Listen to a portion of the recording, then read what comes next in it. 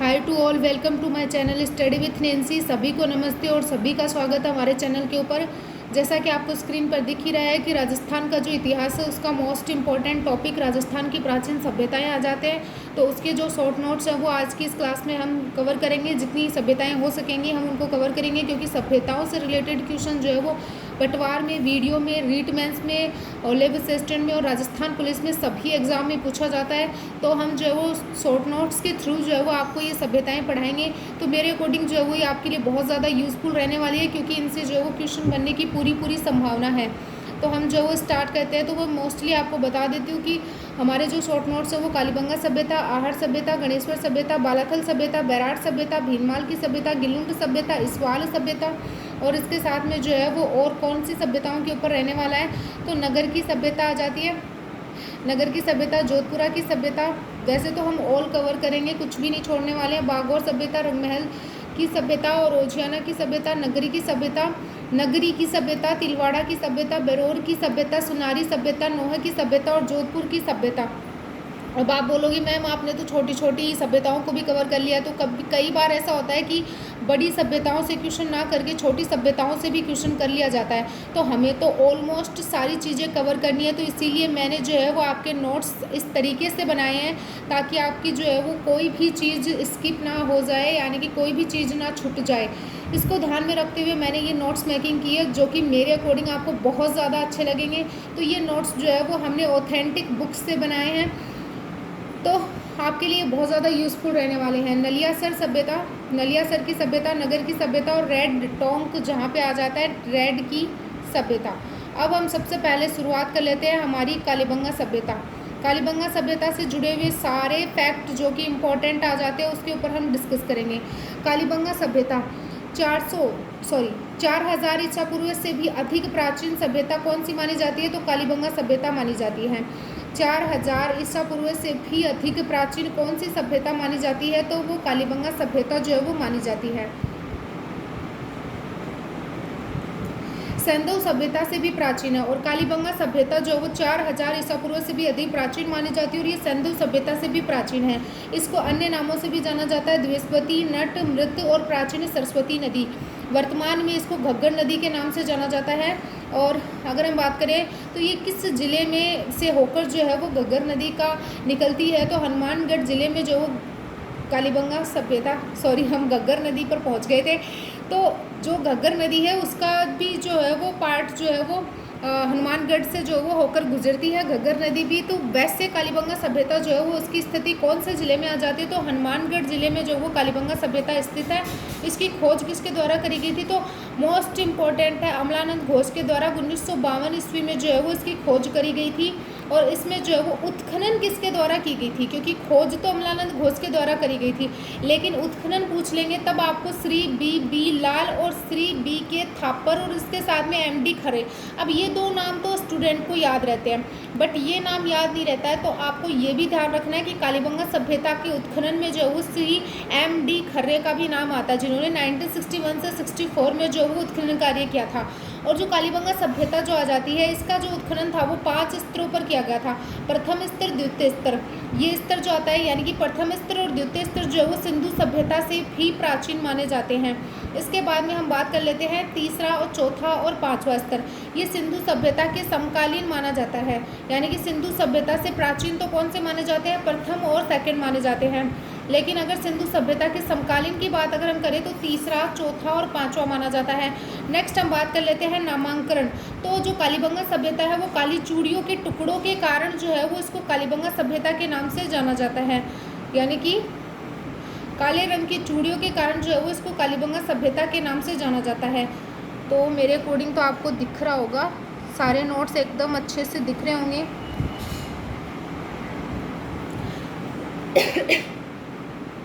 Next हम बात कर लेते हैं सुव्यवस्थित नगर योजना के साथ बसा हुआ है। कालीबंगा सभ्यता जो है वो सुव्यवस्थित नगर योजना के साथ बसी हुई है।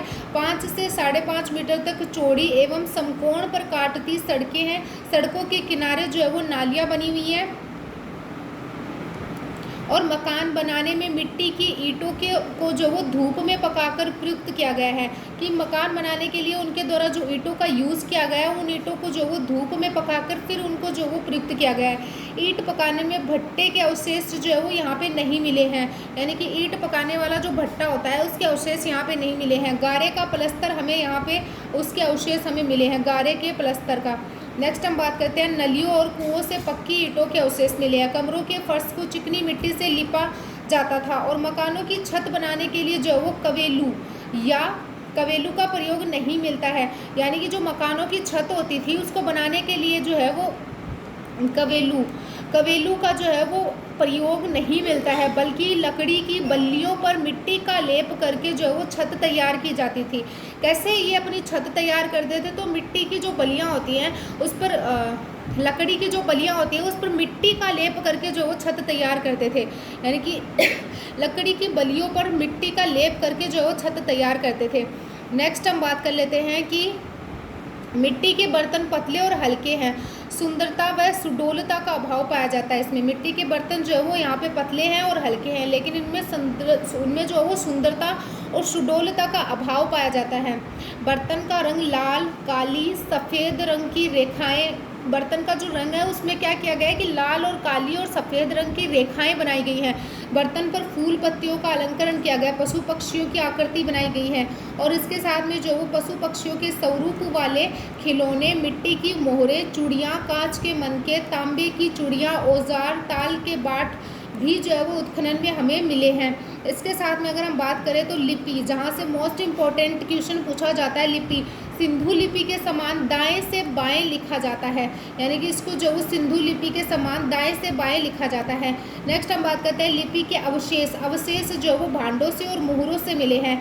लिपि के अवशेष हमें कहाँ से मिले हैं, तो भांडों से और मुहरों से मिले हैं। लिपि को पढ़ा नहीं गया है अभी तक, यानी कि ये जो लिपि है कालीबंगा सभ्यता की जो लिपि है उसको अभी तक पढ़ा नहीं गया है। और यहाँ पर हमें जुते हुए खेत के साक्ष्य मिलते हैं। एक खेत में हमें 2 फसलें मिलती है, जैसे कि गेहूं और चावल की फसल मिलती है। अग्निकुंड के साक्ष्य हमें यहाँ से मिलते हैं। भूकंप के प्राचीनतम साक्ष्य प्राक सिंधु सभ्यता का अंत, यानी कि भूकंप के प्राचीनतम साक्ष्य हमें मिलते हैं, इसलिए हम अंदाज़ा लगा सकते हैं कि प्राक सिंधु सभ्यता का अंत जो वो भूकंप से हुआ होगा, यानी कि भूकंप के आगमन के बाद में जो वो इस सभ्यता का अंत हुआ होगा। नेक्स्ट हम बात कर लेते हैं अगली, यानी कि अगली सभ्यता। ये कालीबंगा सभ्यता से रिलेटेड जितने भी फैक्ट थे जो कि आपके एग्जाम के अकॉर्डिंग इम्पोर्टेंट हो सकते थे वो सारे मैंने कवर करवा दिए हैं। अब हम दूसरी सभ्यता पढ़ लेते हैं, भीनमाल की सभ्यता। भीनमाल की सभ्यता किस जिले में, तो जालोर भीनमाल में जो है वो भीनमाल की सभ्यता है। उत्खननकर्ता जो है वो कौन आ जाते हैं, तो इनका नाम याद रख लेना, क्योंकि उत्खननकर्ता से जो है वो क्वेश्चन बार बार आता है। रत्नचंद्र अग्रवाल, जो कि 1953 से 54 में जो है वो इसका उत्खनन कार्य किया गया था। मृदभांड तथा शक छत्रपों के सिक्के हमें यहाँ से मिले हैं। मृत पात्रों पर विदेशी प्रभाव दृष्टिगोचर होता है। यूनानी दुहत्थी सुराही ईरान के साथ व्यापारिक संबंधों को प्रकट करती है। रोमन एम्फोरा सुरा पात्र, यानी कि यहाँ से हमें क्या मिला है, तो रोमन एम्फोरा जिसको क्या कहा जाता है, सुरा पात्र कहा जाता है, वो भी हमें जो है वो यहाँ से मिला है। तो ये कुछ जो इम्पोर्टेंट फैक्ट है वो याद रखना आप, कि जैसे रोमन एम्फोरा सुरा पात्र और एक यूनानी दुहत्थी सुराही, ये इंपॉर्टेंट आ जाते हैं, ये दोनों याद रखने हैं। भीनमाल प्राचीन काल में श्रीमाल के नाम से जाना जाता था। महाकवि माघ, जिसकी रचना आ जाती है शिशुपाल वध, का कार्य क्षेत्र यहीं पे रहा है। ब्रह्मगुप्त गुप्तकालीन विद्वान का जन्म स्थान भीनमाल रहा है। चीनी यात्री ह्वेनसांग ने जो वो भीनमाल की क्या करी थी, यात्रा करी थी।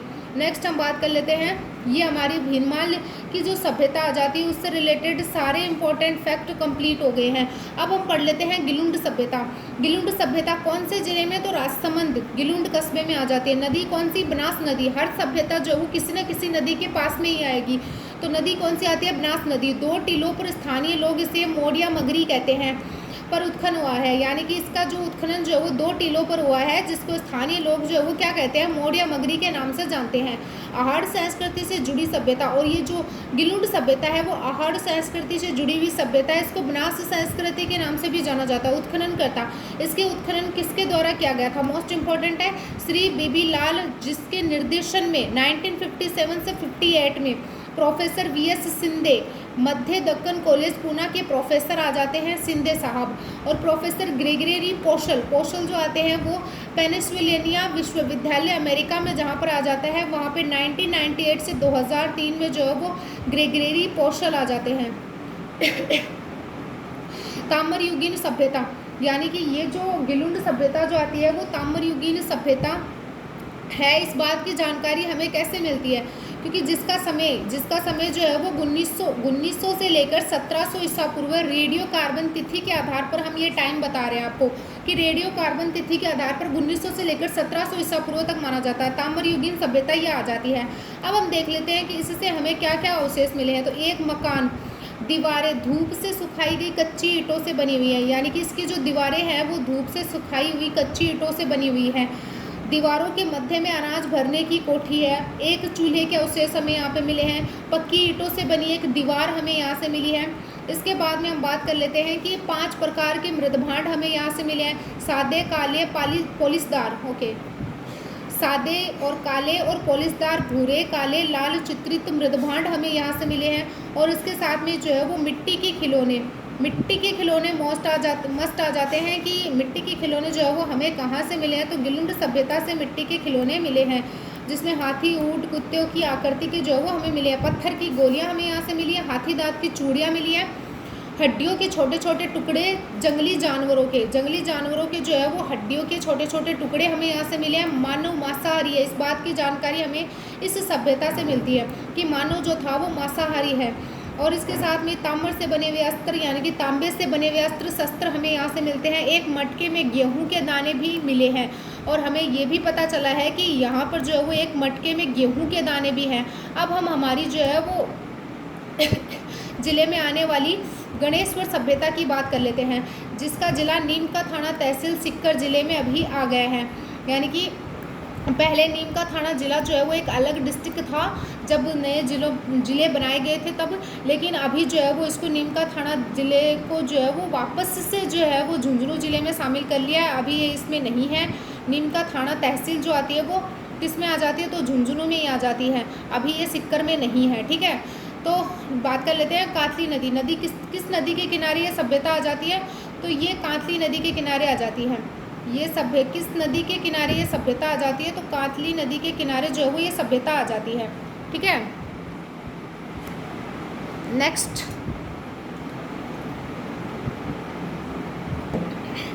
इसका नदी जो है वो कांतली नदी के किनारे आ जाती है। ताम्रयुगीन संस्कृति ताम्रयुगीन सभ्यताओं में प्राचीनतम है। उत्खनन जो रतन चंद्र अग्रवाल जी के द्वारा किया गया था। इसका अगर हम जो है वो टाइम देखें तो 2800 ईसा पूर्व की सभ्यता के अवशेष यहाँ पर मिले हैं। प्रचुर मात्रा में ताम्र आयुध व उपकरण यहाँ से हमें प्राप्त हुए हैं। 99% तांबा जो है वो हमें गणेश्वर सभ्यता से प्राप्त हुआ है। काले व नीले रंग से अलंकृत मृदपात्र जो है वो हमें यहाँ से प्राप्त हुए हैं।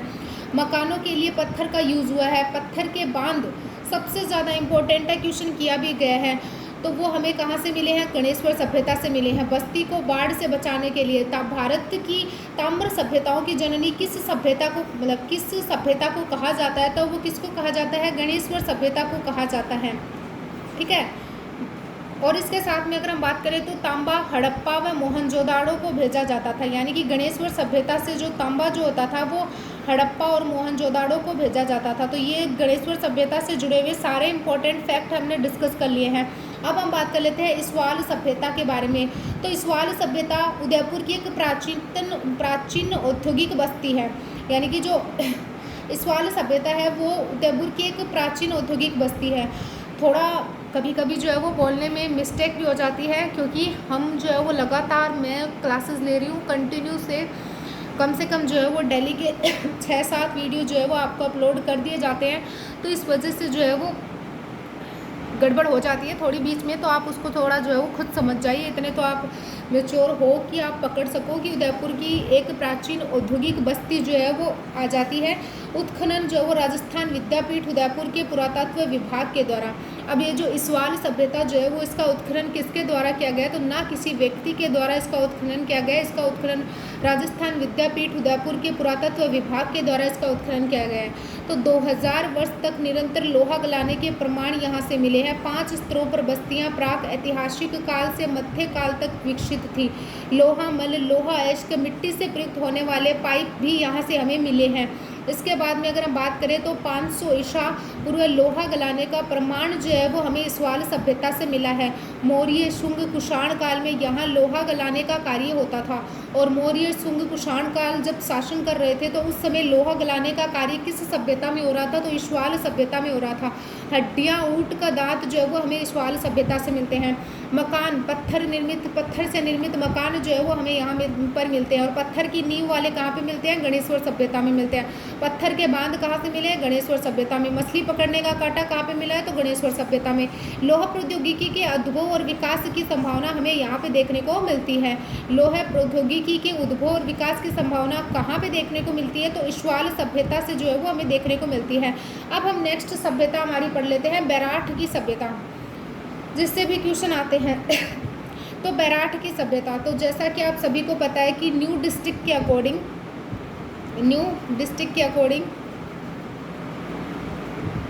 क्या है इसके, जैसा कि आप सभी को पता है कि न्यू डिस्ट्रिक्ट के अकॉर्डिंग बैराठ सभ्यता जो है वो विराट नगर, कोटपुतली, बहरोड में जो है वो अभी चला गया है। बैराठ की सभ्यता जो है वो अभी विराट नगर, कोटपुतली, बहरोड में जो डिस्ट्रिक्ट बना है नया अभी, उसमें जो है वो बैराठ की सभ्यता आ चुकी है। तो ये जयपुर नहीं आएगी अभी। तो बैराठ जो है वो मत्स्य जनपद की राजधानी है। विराट नगर,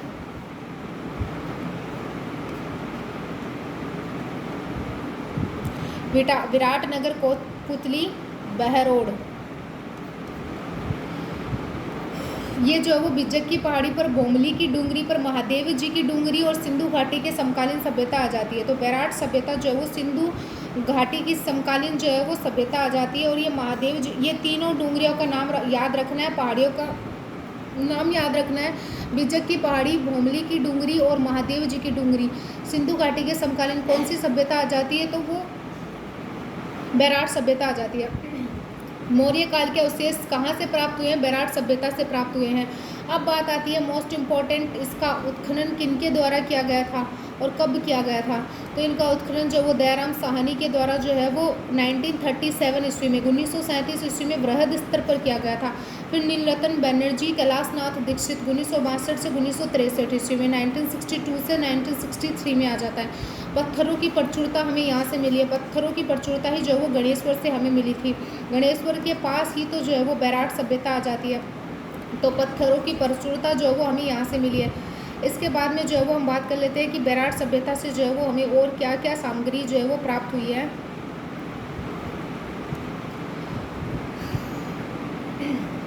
भवनों, मठों, स्तूपों, मंदिरों के निर्माण में ईंटों का प्रयोग किया गया है। यानी कि भवन के निर्माण करने के लिए, मठों का निर्माण करने के लिए, स्तूपों का निर्माण करने के लिए, मंदिरों का निर्माण करने के लिए किसका प्रयोग किया गया है, तो ईंटों का प्रयोग किया गया है।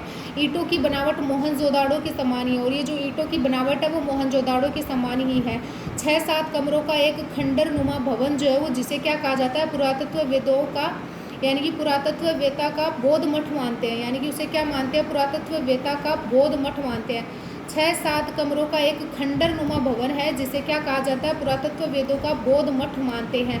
चांदी की 8 जो है वो पंचमार्ग मुद्राएं हमें यहाँ से मिली हैं। मोस्ट इम्पॉर्टेंट है, ध्यान रख लेना। चांदी की जो 8 पंचमार्क मुद्राएं जो है वो हमें यहाँ से मिली है। इंडो ग्रीक शासकों की 28 मुद्राएं, इन मुद्राओं में जो है वो 16 मुद्राएं यूनानी शासक मिनेंडर की जो है वो मानी जाती हैं।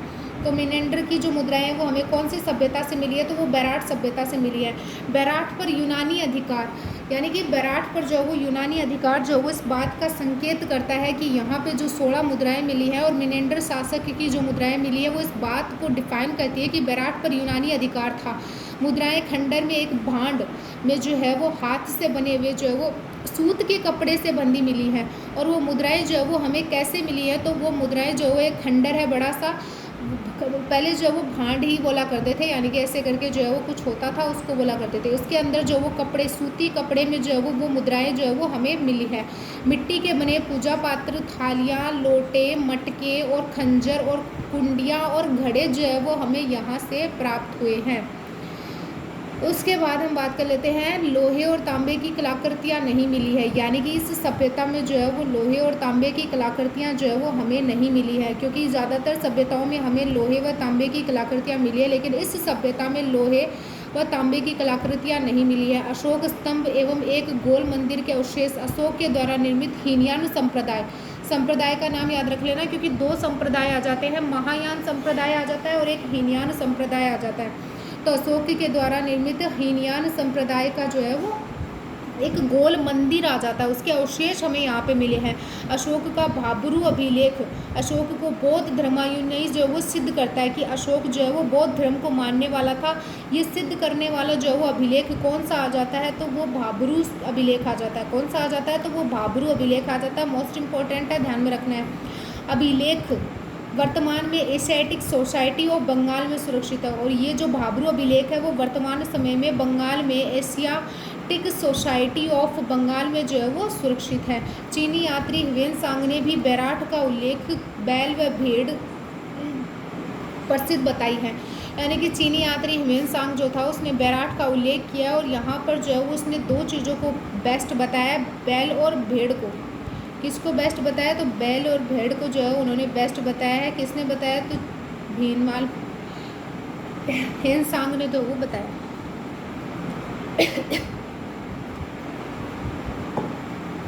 नेक्स्ट सभ्यता बालाथल सभ्यता।